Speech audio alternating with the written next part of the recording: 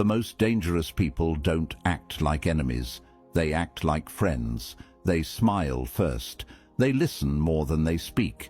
They make you feel comfortable, sometimes within minutes, and that comfort is exactly where the trap begins. Excessive kindness is not always generosity. Often it's calculation. Machiavelli warned that power rarely appears as threat. It appears as charm.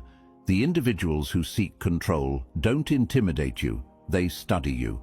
They observe how you respond, what lowers your guard, and what makes you feel important.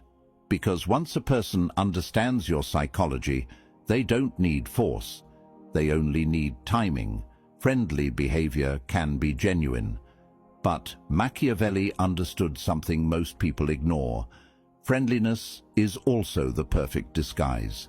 It hides ambition, it hides strategy, and it hides intentions that are never spoken out loud. The most effective manipulators don't pressure you. They agree with you. They encourage you. They make you feel understood. And slowly, without realizing it, you begin to trust them more than they've earned. That's not an accident. That's design. Think about it. Who do people reveal secrets to? Who do they open up to? Who do they lower their defenses around? Not the aggressive ones, the friendly ones. Machiavelli wrote that men are quick to trust appearances. They judge by what they see, not by what lies beneath. And those who understand this use kindness as a weapon, because no one suspects a blade wrapped in silk. Real manipulation doesn't feel like control. It feels like connection. It feels like support. It feels like loyalty. It feels like someone who just wants the best for you. Until one day, you realize they know too much. They influence your decisions. They shape your reactions.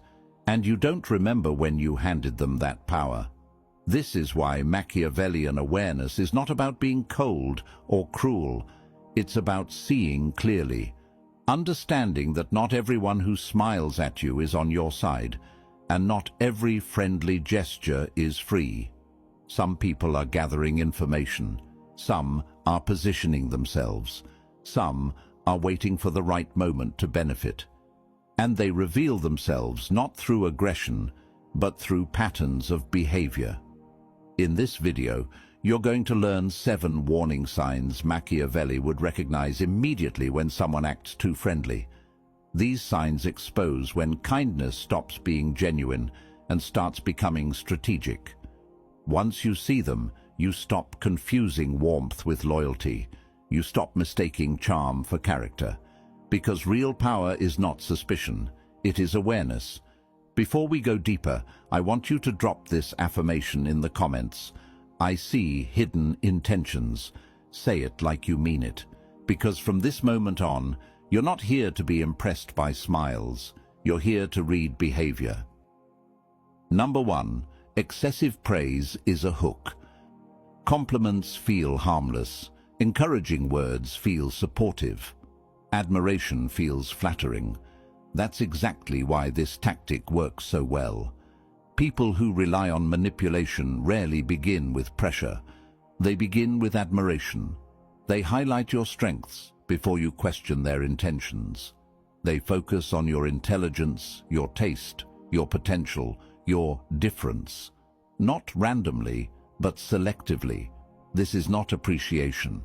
This is assessment. Strategic flattery is designed to do one thing first: activate your ego. When your ego is engaged, your critical thinking slows down. You start listening more closely. You start caring about their approval.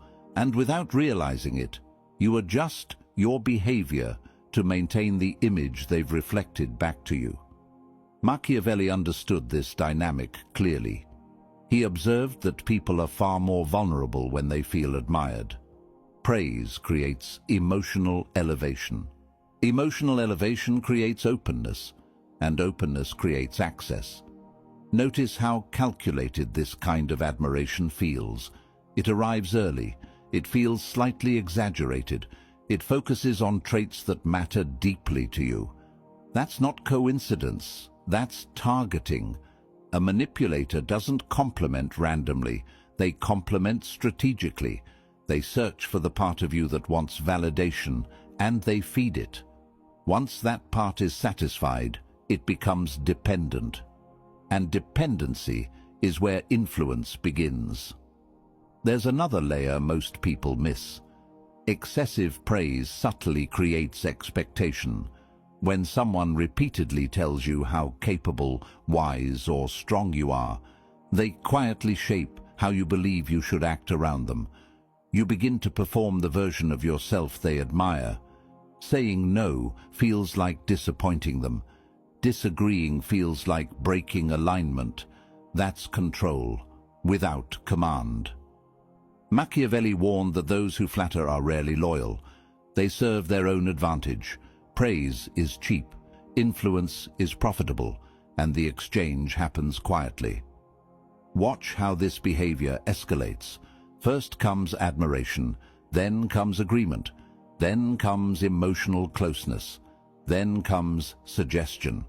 By the time advice enters the conversation, it already feels trustworthy, because it's coming from someone who believes in you. But belief can be staged. True respect doesn't need repetition. Genuine admiration doesn't need exaggeration. When praise feels constant, intense, or unusually focused, it's no longer about you, it's about access. There is also a psychological imbalance created here. The person praising positions themselves as the observer, while you become the observed. They study your reactions. Which compliments land hardest? Which words make you relax? Which validations make you open up further? Information is being gathered. And once someone knows what feeds your ego, they know how to guide your decisions.